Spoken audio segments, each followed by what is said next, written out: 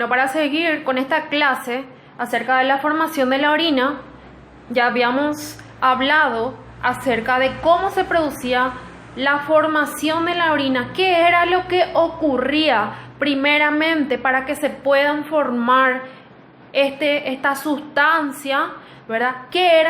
¿Cuáles eran las sustancias que podían atravesar los glomérulos? ¿Cuáles eran los que eran filtrados? ¿Verdad? Esa era la primera parte. Ya cuando hablamos de una reabsorción, decíamos que eran aquellas sustancias que no podían ser eliminadas por la orina y que tendrían que volver a la sangre. Y posteriormente una secreción a nivel de los túbulos. Bueno, para ir hablando un poco más de esto, decimos que a medida que el filtrado glomerular pasa por los túbulos renales, ustedes saben, fluye a través de las diferentes partes. Tenemos primeramente el túbulo proximal, luego tenemos el asa de Henle, que era descendente, el túbulo distal, ya el túbulo colector y al final teníamos el conducto colector. Ya habíamos visto en la primera clase cuáles eran las partes, ¿verdad?, del glomérulo, de la nefrona, perdón. Entonces, antes de que se vaya a eliminar esa orina, a lo largo de todo el recorrido, algunas sustancias se van a reabsorber, que era lo que ya les había dicho. No todo va a ser eliminado por la orina. Hay sustancias que van a volver a la sangre. En este caso decimos que algunas sustancias se reabsorben, mientras que otras se van a volver a secretar desde la sangre hacia la luz del túbulo. Finalmente la orina ya está formada y todas esas sustancias que contienen van a representar la suma de los tres procesos básicos que van a producirse en el riñón. Ustedes ya saben, lo primero es la filtración a nivel glomerular. Segundo es la reabsorción de las sustancias que no van a ir a la orina y posteriormente hay sustancias que van a volver desde la sangre a la luz y eso es lo que hablamos como la secreción tubular. En síntesis, excreción urinaria es igual a la filtración que se da a nivel del glomérulo menos la reabsorción tubular más la secreción tubular. Filtramos, volvemos a reabsorber y posteriormente a eso secretamos. Entonces, estos son los tres pasos que tenemos que tener en cuenta para que se pueda formar la orina a nivel glomerular. Entonces, para muchas sustancias, ¿verdad?, la reabsorción, que era lo que vamos a reabsorber, esas sustancias que no van a pasar por completo a la orina, va a desempeñar un papel mucho más importante que la secreción en lo que se va a referir a la excreción final. Eso es muy importante, chicos, que ustedes sepan el papel que cumple esta reabsorción. Pero decimos que la secreción tubular es el responsable de las cantidades significativas que vamos a tener de potasio e hidrógeno y otras sustancias que van a aparecer en la orina. O sea, la cantidad que yo tengo en orina de mis iones de potasio y de hidrógeno van a depender de la secreción tubular. Pero, ¿quién se lleva el papel mucho más importante dentro de todo este proceso de la formación? Va a ser la reabsorción. Bueno, la reabsorción, que es lo que nos interesa hablar hoy, es cuantitativamente importante y altamente selectiva. ¿Por qué? Porque a partir de ahí es lo que nosotros vamos a seleccionar la cantidad de sustancia que va a pasar a la orina y la cantidad de sustancias que van a volver a la sangre. Hay una tabla que ustedes van a observar, ¿verdad? Que es lo que va a reflejar justamente esta tabla sobre el manejo renal de algunas sustancias que se van a filtrar libremente en los riñones y que se reabsorben en cantidades variables. Esa tabla les va a indicar a ustedes cuánto es la cantidad y cuáles son esas sustancias. Entonces van a fijarse. La intensidad con la que cada una de estas sustancias se filtra se va a calcular así. Filtración es igual a filtrado que se produce en el glomérulo por la concentración del plasma. Entonces, la intensidad con que estas sustancias se van a volver a filtrar va a depender de lo que se filtra en el glomérulo por la concentración que yo tengo en mi plasma. Un ejemplo que vamos a observar es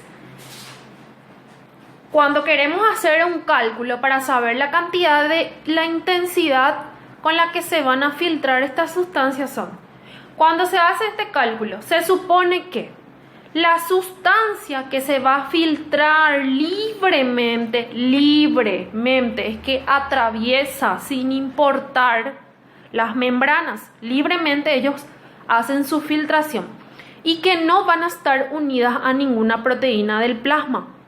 Entonces, solamente cuando esta sustancia se encuentra así es que vamos a hacer este cálculo. Por ejemplo, si yo tengo la concentración de glucosa en plasma es de 1 gramo por litro, la cantidad de glucosa que se filtra cada día es de 180 litros por día, por 1 gramo por litro. O sea que en total tenemos 180 gramos por día de glucosa que se va a filtrar. Como normalmente esa no se va a excretar nada de glucosa en orina, entonces la reabsorción es de 180 gramos por día. O sea, glucosa, yo no puedo tener glucosa en orina. No pasa, no debe de pasar. Entonces, de esos 180 gramos por día que se filtra cada día, ese filtrado glomerular que produce glucosa, esa misma cantidad es lo que se va a volver a reabsorber. Entonces, la filtración es igual al filtrado del glomérulo por la concentración que yo tengo en mi plasma. Que quede claro con respecto a la glucosa. Eso es solamente un ejemplo. Ustedes tienen que ver las otras sustancias cómo están dadas. Acá está la filtración. Esta es la tabla 27.1 que ya les había dicho. La filtración con la que se van a dar. Esta imagen no es tan buena, por eso quiero que ustedes vuelvan a mirar en sus libros.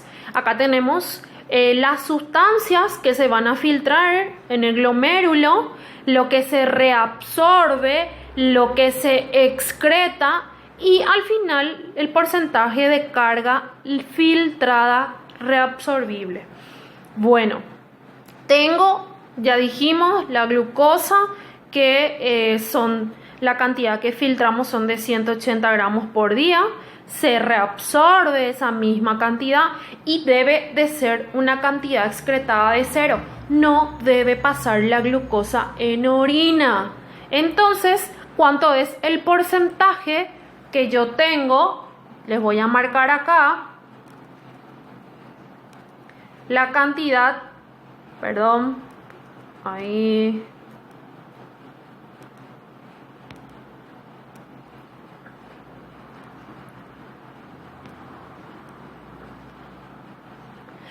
El porcentaje total que yo tengo de glucosa reabsorbible es de 100%.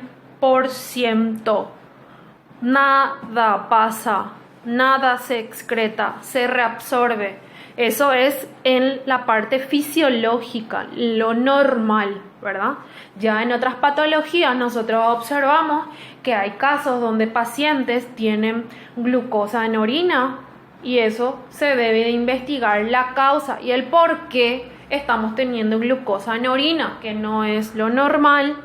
El bicarbonato, la cantidad que se filtra, hablamos de 4.300 mili equivalentes por día, se reabsorbe 4.318, la cantidad que excretada es un 2 mili equivalentes y entonces decimos que el porcentaje ya reabsorbible es del 99.9%. Bueno, y así van a ver sodio. ¿Cuánto es lo que se absorbe de sodio? 25.560 mini equivalentes por día, de los cuales yo tengo 25.410. Yo hago una resta y veo que la cantidad de excreción es de 150 mili equivalentes por día. ¿Qué quiere decir? Que la cantidad de carga filtrada de sodio debe ser 99.4%. ¿Entienden? Estos son los ejemplos que ustedes van a ir viendo, tanto el cloro, potasio, la urea y la creatinina, ¿verdad? Ustedes tienen que observar cuánto es lo que se tiene que excretar y cuánto es lo que reabsorbemos. Entonces, algo que quiero que tengan en cuenta, la creatinina no tiene que ser reabsorbible. Acá tenemos la creatinina, no tenemos que tener un porcentaje elevado en sangre, no se excreta así, se filtra 1.8 gramos por día. Los 1.8 gramos es lo que se excreta en orina. ¿Cuánto es el porcentaje de carga filtrada de mi creatinina? Es 0. No se reabsorbe, gente. No. Todo pasa a la orina. Tanto la urea, que yo tengo 46.8 gramos por día, que es lo que se filtra, yo tengo que excretar de eso un 23.4, que sería el 50% de la urea que yo tengo. Yo excreto el 50%. Y así ustedes van a ir viendo este cuadro comparativo y me van a decir, ok, profesora, yo sé cuánto es la cantidad de sodio, de potasio, de cloro, urea, creatinina que yo tengo que tener en orina para decir que el paciente está en óptimas condiciones, o puedo decir que es aparentemente sano. Entonces, si yo tengo ácido úrico, si yo tengo creatinina, si yo tengo potasio elevado o más de lo normal, entonces yo digo que hay alguna patología de base. Seguimos. Bueno, a diferencia de la filtración que se da en el glomérulo, que carece relativamente de selectividad, porque todos los solutos del plasma se van a filtrar. Ustedes saben que las proteínas del plasma no, y las sustancias que están unidas a las proteínas no pasan. Pero, ¿qué es lo que pasa acá? Acá van a ir pasando todas las sustancias, todos los solutos empiezan a hacer lo que ellos quieren. Empiezan a filtrarse, se filtran, pero llega el momento donde tienen que pasar por la zona de la reabsorción, ¿verdad? Que es muy selectiva y que no te va a dejar pasar si así sea necesario. ¿Cuáles? Glucosa, ¿verdad? Que ustedes saben que no se puede, la glucosa no se puede excretar, por ejemplo, si se reabsorbe. Los aminoácidos sí se van a reabsorber del todo en los túbulos, por lo que su excreción a nivel de la orina es nula, no se produce. No es normal que tengamos glucosa y proteínas en orina. no es normal. Si a ustedes le llega un paciente que tiene proteína o glucosa en orina, ese paciente está teniendo algún problema renal. ¿Entienden? Tienen que investigar la causa del por qué ese paciente está con ese tipo de problema. ¿Por qué? Investigar por qué. Muchos de los iones del plasma, sodio, cloro, bicarbonato, también se reabsorben, pero su reabsorción y su excreción van a variar dependiendo de la necesidad de mi cuerpo. En cambio, los productos ya desechos, la urea y la creatinina, se van a reabsorber mal en los túbulos y se van a excretar en cantidades relativamente grandes. Por eso es que tenemos prácticamente la urea, o sea, el ácido úrico, la creatinina, van a tener mucha excreción a nivel de la orina porque no se van a reabsorber casi. Estamos. Por lo tanto, al controlar la intensidad con la que se van a reabsorber algunas sustancias, los riñones, ¿qué es lo que hacen? Regulan esa excreción de los solutos de forma independiente entre sí. Porque si no, se van a excretar y nos vamos a quedar sin electrolitos. Una facultad que es esencial para el control preciso de la composición de los líquidos corporales es justamente la regulación que tienen los riñones para excretar esos solutos. Ellos tienen que controlar, a no ser que tengas algún tipo de patología renal y que no esté funcionando tu riñón y te esté excretando todos los solutos de tu cuerpo. Ahí ya sabemos que van a venir un montón de patologías más y posteriormente podemos tener algún tipo de insuficiencia renal, entre otras patologías renales. Bueno, en este capítulo vamos a comentar sobre los mecanismos que permitan a los riñones reabsorber o secretar selectivamente distintas sustancias, pero con una intensidad variable. O sea, vamos a tener que entender el por qué mi riñón está cumpliendo la función que cumple, la de reabsorber y la de volver a secretar, pero con una selección importante. Ellos son celosos de sus solutos, de lo que ellos van a darnos, de lo que ellos van a excretar. Y así debería de ser, es así como funcionan los sistemas reguladores. Bueno, seguimos. Bueno, la reabsorción a nivel tubular van a comprender tanto mecanismos como pasivos y activos. Para que esta sustancia se pueda reabsorber, primero debe ser transportada, debe pasar de un lugar a otro.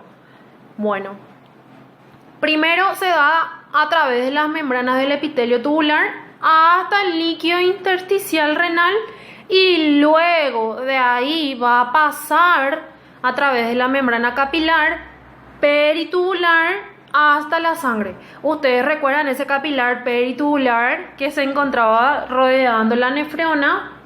Bueno, entonces se transporta desde la membrana del epitelio tubular hasta el líquido intersticial renal y luego ahí va a pasar a la membrana capilar peritubular. Estos dos pasos deben de conocer y deben de saber. Por lo tanto, la reabsorción del agua y de los solutos van a comprender una serie de pasos de transporte. La reabsorción que se da a través del epitelio tubular hacia el líquido intersticial se va a efectuar mediante un transporte activo y pasivo y por los mecanismos básicos expuestos ya en el capítulo 4, que es transporte a través de membranas del cuerpo, que ustedes ya saben, tanto activo como pasivo. ¿Cuál es el transporte activo? ¿Qué es lo que se utiliza cuando hay un transporte activo? ¿Y cuál es la diferencia con un pasivo? Bueno, ejemplo, el agua y los solutos van a ser transportados bien a través de las propias membranas celulares, que hablamos que es una vía transcelular, o a través de los espacios que existen entre las uniones celulares, que es una vía paracelular. Tranquilamente, el agua y los solutos son bien transportados.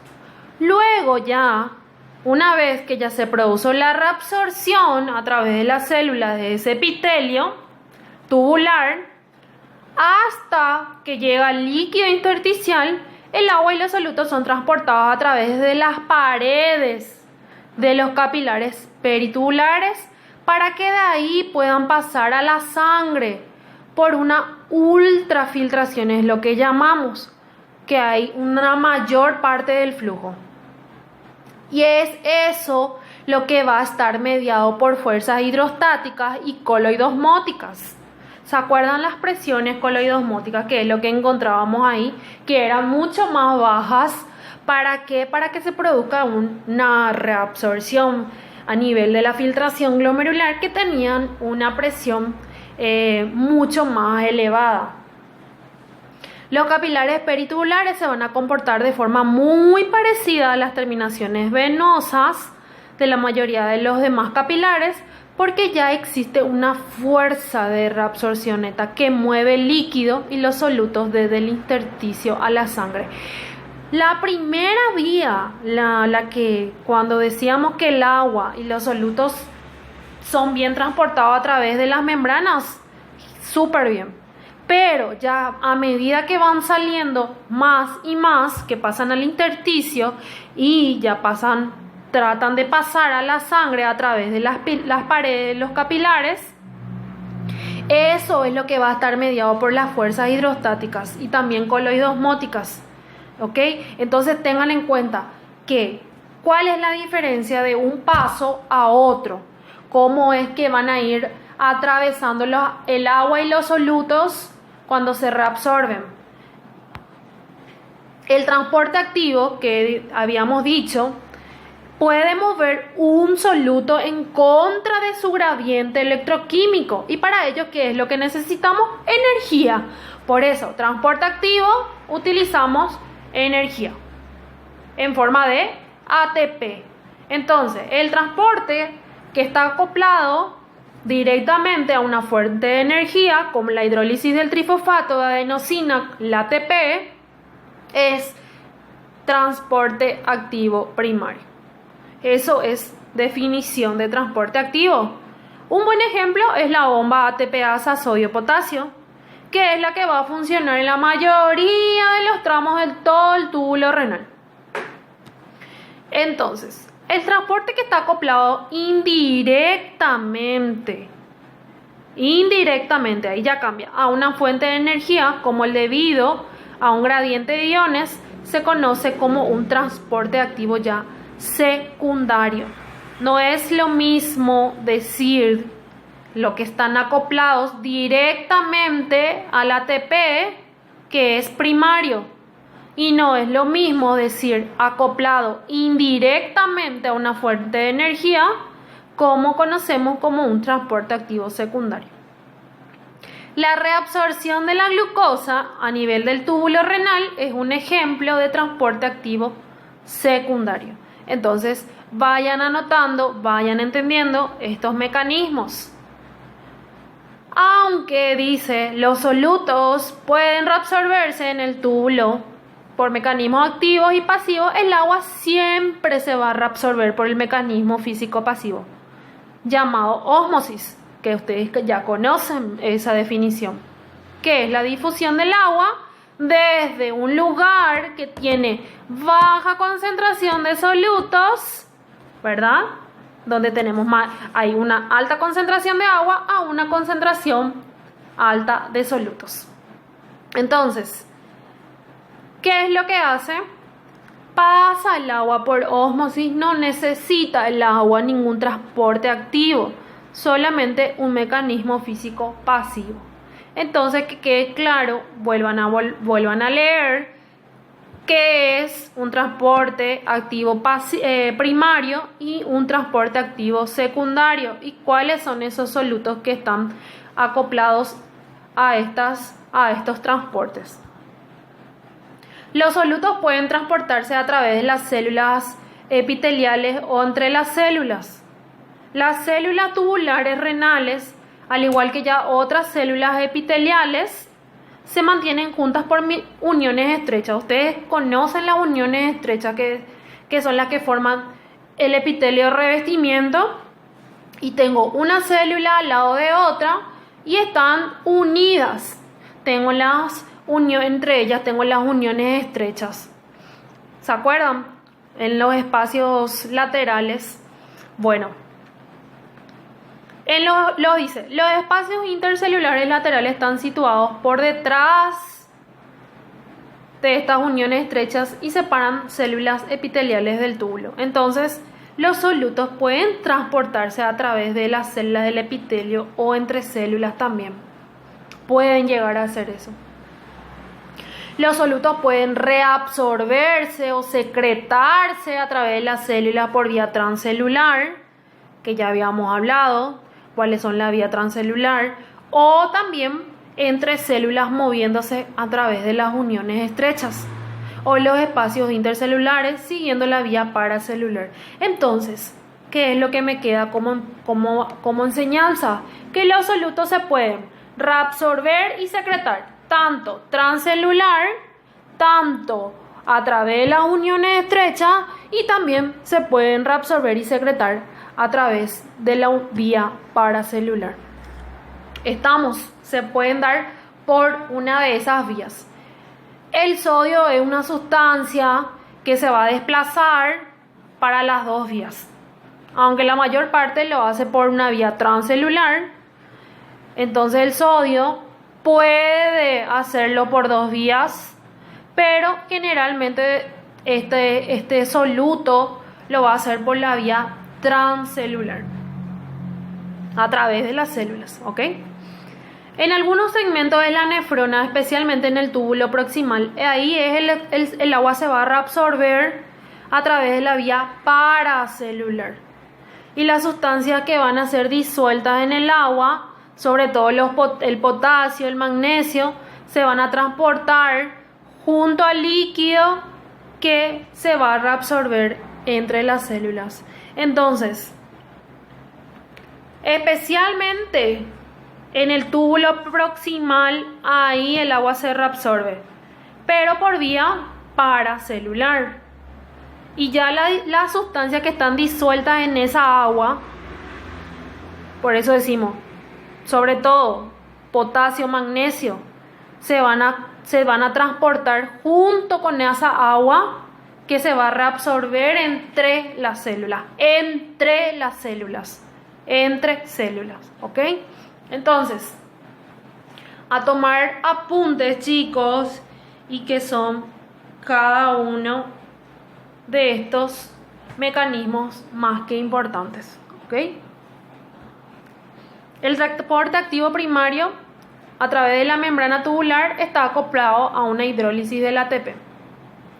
Decíamos que era directo, ¿verdad? Era dependiente del ATP. El otro era indirecto, el que era transporte activo secundario. Bueno, vamos a hablar del transporte activo primario. La importancia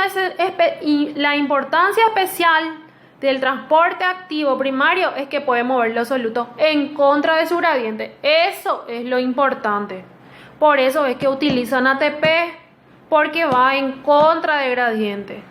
La energía necesaria para que este transporte activo procede de la hidrólisis de ATP que realiza la ATPasa, que va a estar unida a la membrana.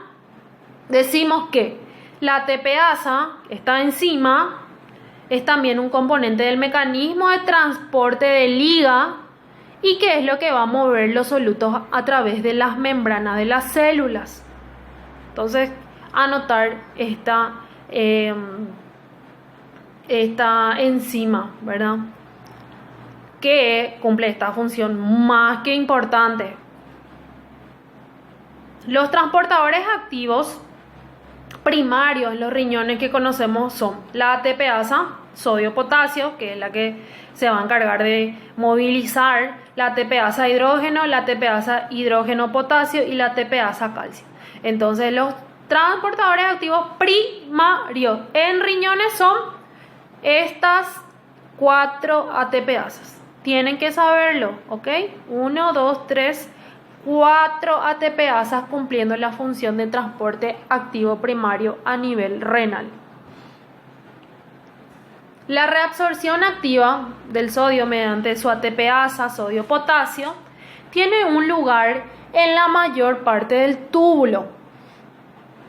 En la mayor parte del túbulo nosotros vamos a tener, ¿verdad? Va a dar lugar a este tipo de reabsorción. En ciertas partes de la nefrona hay también medios adicionales para hacer que grandes cantidades de sodio se desplacen al interior de la célula. Ya hablando en el túbulo proximal, el que sería el comienzo, hay un borde en cepillo extenso en el lado luminal de la membrana, el lado que está en contacto con la luz del túbulo, que multiplica aproximadamente por 20 la superficie. Entonces, en ese lugar, en ese túbulo, ¿verdad? Tenemos ese borde en cepillo, ¿verdad? Que está justamente del lado con la luz y que es lo que va a multiplicar la superficie, van a agrandar. También existen proteínas transportadoras de sodio que fijan los iones en el lado luminal de la membrana y lo liberan dentro de la célula. También existen proteínas que van a transportar ese sodio. Lo que constituye una difusión facilitada del sodio a través de la membrana hacia el interior de la célula. Que yo lo que quiero es llevar mi sodio en la célula, ¿verdad? Estas proteínas transportadoras son también importantes para el transporte activo secundario, ya hablando de la parte secundaria de otras sustancias, ya sea glucosa, aminoácidos, como se comentará más adelante. Entonces, es importante también que ustedes sepan que no solamente estas proteínas transportadoras llevan glucosa y aminoácidos, sino que también son capaces de llevar sodio a la célula. Bueno, entonces acá nosotros decimos que la reabsorción neta de los iones de sodio desde la luz del túbulo hacia la sangre supone al menos 3 pasos. El sodio que ya se filtró, se difunde a través de la membrana luminal, también llamada una membrana apical, porque va a pasar hacia la luz, al interior de la célula, siguiendo un gradiente electroquímico creado por la bomba ATPasa sodio-potasio, que es la que se va a encargar de transportar, ¿verdad?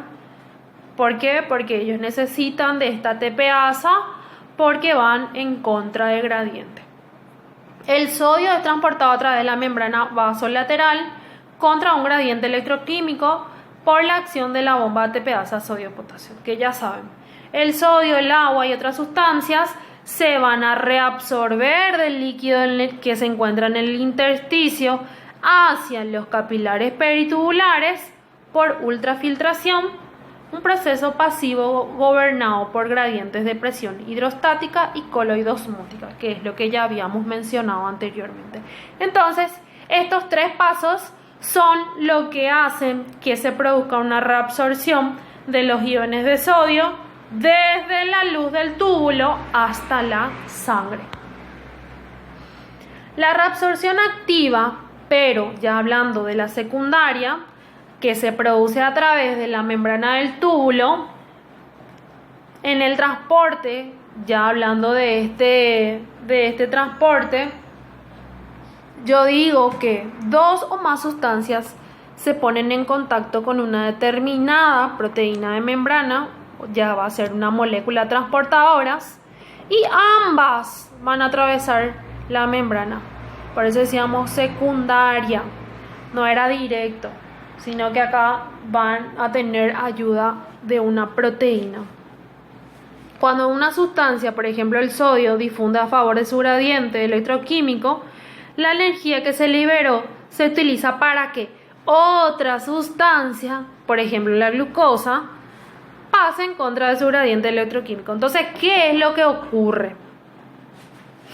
Por ejemplo, el sodio, que para poder atravesar las membranas y pasar a la sangre, necesitan ir con ayuda de su ATPasa o de otra proteína porque van en contra de su gradiente. Pero en el caso de que el sodio vaya a favor de su gradiente, no va a utilizar esa ATP. Entonces esa energía se libera, no se usó, entonces va a ser utilizado por la glucosa. Porque la glucosa en ese caso sí va a pasar en contra de su gradiente.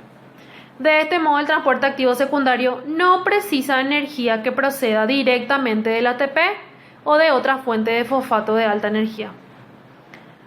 No, solamente es como que, ok, no utilizó el sodio, entonces utilízalo vos, glucosa, le dice el sodio a la glucosa.